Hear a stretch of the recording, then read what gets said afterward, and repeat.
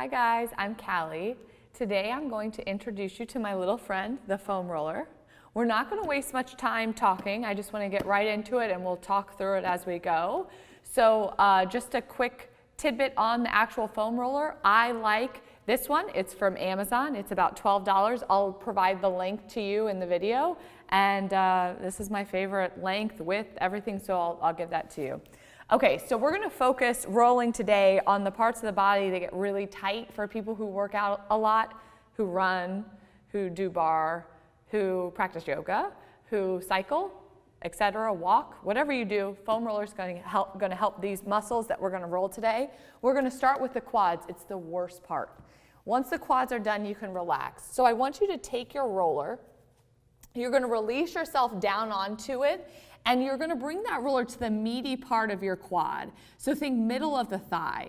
My toes are going to point directly back behind me, and I'm going to be mindful not to just sink my belly down. Now notice how my belly goes down here. I'm almost like in a little mini plank. I'm pulling my belly in. I like to have a little blankie in front of me to soften my elbows. And then from here, I'm literally just going to roll that foam roller all the way up to the little crevice of my hip, and then down towards the top of my knee. I'm not actually going to my knee, and it's going to get real tender as you move towards your knee. So you'll notice up here you can apply more pressure, and then down low it gets real sticky. It doesn't feel as good, but make sure you get all the way down there. Just use more assistance to press more weight into your forearms as you go down. And we're just rolling really slowly.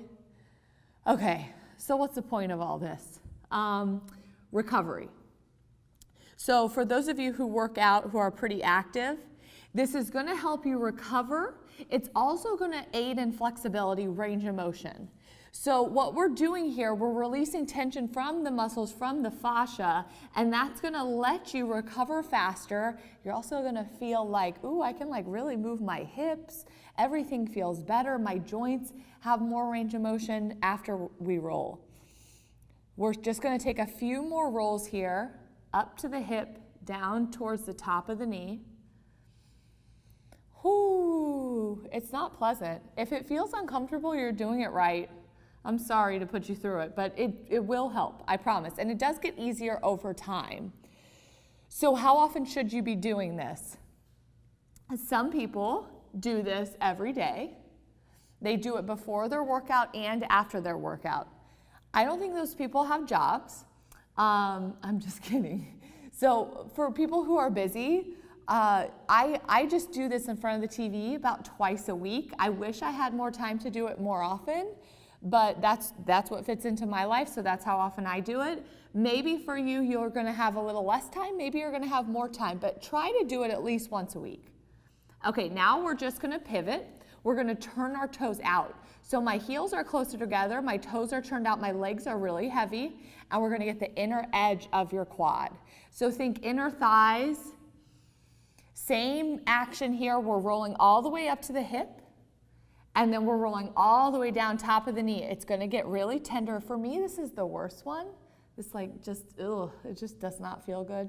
But focus on, as you roll here, you're going to want to really focus on your breathing. Make sure you're breathing. But you're also going to want to focus on keeping your legs just really heavy. You don't want to engage your muscles. You want to keep everything really heavy. Ugh, it feels terrible. Okay, I'm going to make a quick adjustment because I'm rolling up too far. I'm going to roll back down so I can make sure I'm getting the bottom edge of my quad. Okay, we're going to do a few more rolls here. Now, what do you do when you find like a sticky spot? You don't pick your scab. That's what I always tell people. Don't pick your scab. You just find that sort of knotty, sticky spot. You hold the foam roller on it for a second. Take a deep inhale and exhale, just continue rolling. So you're not just going to want to pick your scab and just roll over it, roll over it, roll over it. Just continuously move, take a breath, hold the pressure, and then release it. Okay, we're going to take one more roll side or up and back, and then we're going to move on to the outer quad, the worst part. Okay, so now I want you to pigeon toe your feet. So you're turning your thighs inward. Again, don't sink through your belly, keep it pulled in. Relax through the backs of the legs.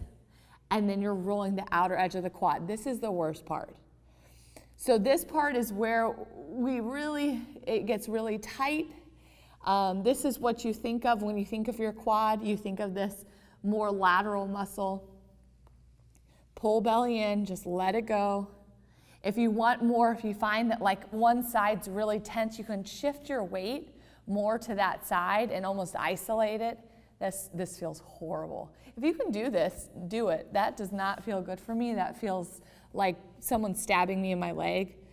That's how it's going to feel, just FYI. It's normal. Okay, so once you're here, once you're getting that outer edge of the quad, some people are going to think, ooh, I want to roll on my IT band. Okay, now what's your IT band? It's that thick band of fascia that runs down the side of your thigh, and it can get really tight and tense, especially for people who run a lot, for people who do like lots of repetitive actions with their legs, like cyclists can have issues, but really you see it a lot in runners.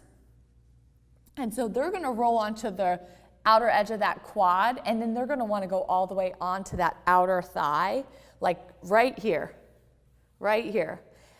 And some physical therapists, some physicians will tell you this is a good thing. For me, I don't like it. I don't think it's going to be helpful for your IT bands long term. It doesn't address the real issue why your IT bands are that tight. And actually science is out on whether it exacerbates the IT band issues or whether it helps them. So I don't roll my IT bands. If you want to, if you've been told by a physician that you should or a physical therapist, you do you, but just for the purposes of this video, I'm not going to. Again, do whatever feels good for your body. Okay, we're almost done with quads. Whew, okay, we're gonna drop down. We're gonna release. And now we're gonna come onto the top of that foam roller. We're gonna roll our calves. Calves, again, real sticky. I like to have the blanket here, maybe a pillow if you're at home.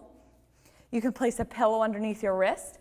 Same thing, same setup here. You're coming into the meaty part of the quad. Think center of your calf, center of your calf. And from here, you're gonna lift up the hips, just like you're kind of doing like a little tricep dip. You're gonna press the hips up. You're gonna soften through your elbows, and you're gonna roll towards the bottom of the knee and then all the way down towards your ankle. So you're gonna get a little arm workout in. I always get really sweaty when I do this because A, it's painful, but B, I'm lifting myself up. So I'm just rolling here. My legs are nice and heavy. Again, if you have tightness in your calves, if you notice your Achilles get really tight, this is great. After you do this, flex and point your foot. You're gonna feel like you have more range of motion. It's gonna feel really good. Okay, now what do you do if you want more tension, more pressure? You feel like you're not quite getting into your calf. You're gonna cross one ankle on top of the other. Wait until you've rolled a couple of times so you feel nice and warm, and then cross that ankle on top. It's just gonna make it, this is like literally unbearable. It feels terrible, but I'm suffering through it, and I'm trying not to like make grunty noises even though I want to. Just for your benefit, that would be super weird if I was just on this video grunting. Okay, we're gonna release, and we're gonna do the same thing. We're gonna turn our toes out. So you're gonna find that nice turnout. You're gonna roll the outer edge of the calf. Just roll it up and back. If you find that this is too much pressure on your calves, you can literally just roll in and out, just like a couple inches. And then you can bring that back up and just like kind of lift and just hold the pressure, roll just a couple inches, drop it back down. You guys are gonna have to self-regulate, do what feels right for your body, and take breaks when you need it, because this can be, overwhelming. Your calves can get pretty tight. Okay, whew. Now we're gonna drop. We're gonna turn our toes in, same thing, pigeon toe the feet. You're gonna find the inner edge of that calf, meaty part of the calf, lift up, roll all the way up, all the way down. Again, if you want to cross over, oh, that's terrible. You can cross over, add more pressure. Just make sure you do both sides. So it's just going to be like this and like this. Feels terrible. I'm not going to do that. I'm going to stick with my thing here. Whew.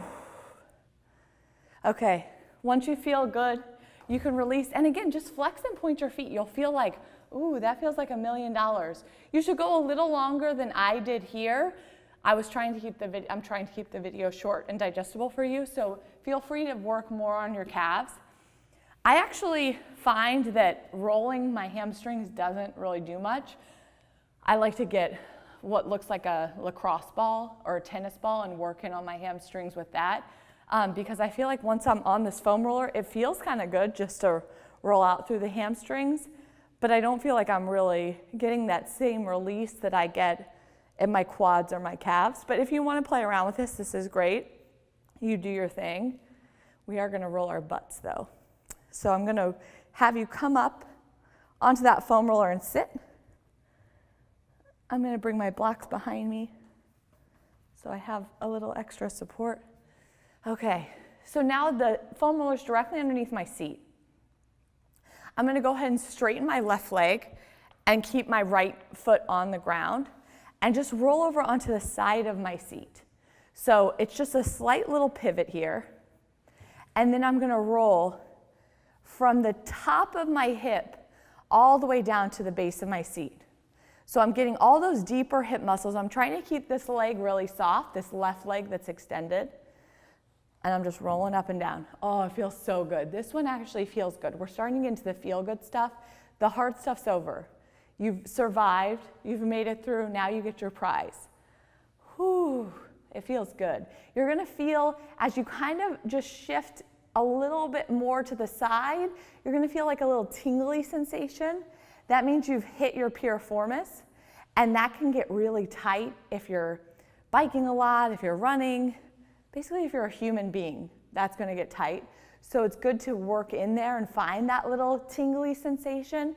So if you get in on like that center part of your seat and just kind of wiggle, you'll find it.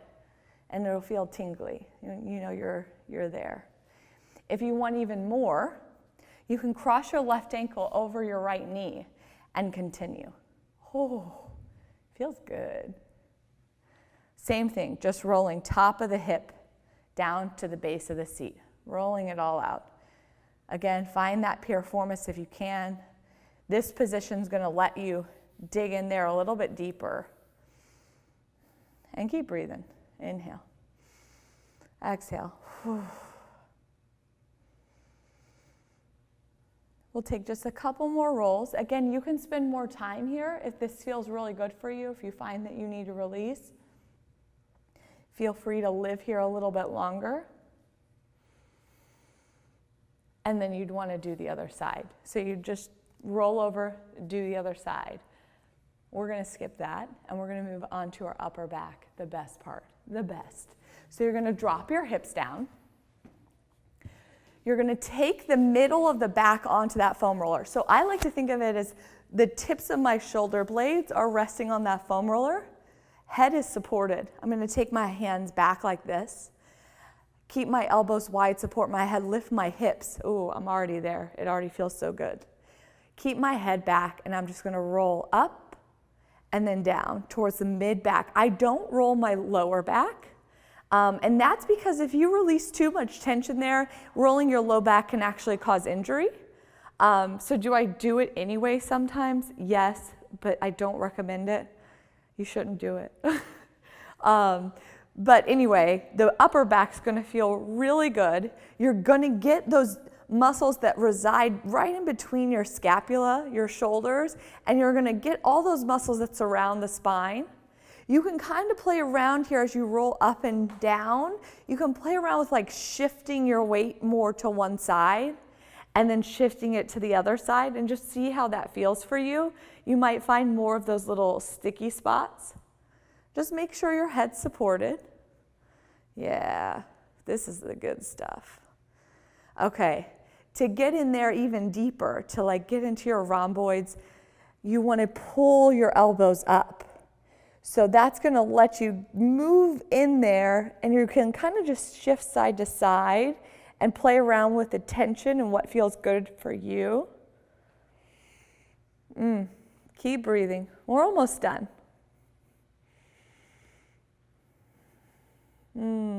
So good. Okay, take just a few more rolls. See what feels right for you. Maybe you open the elbows back wide. Maybe you kind of shift and you start to get more underneath your left or right armpit. Okay, one more roll. And you drop the hips down. You come up. Just play around with the flexibility in your upper back. You can kind of exhale round, feel the shoulders separate. Inhale, draw your arms back. We didn't roll the chest, but this just feels good. Exhale and inhale. Roll your shoulders up, back, and down. And that's your quick summary on how to foam roll those tough to hit spots, your quads, your calves, your seat, your upper back. Good luck.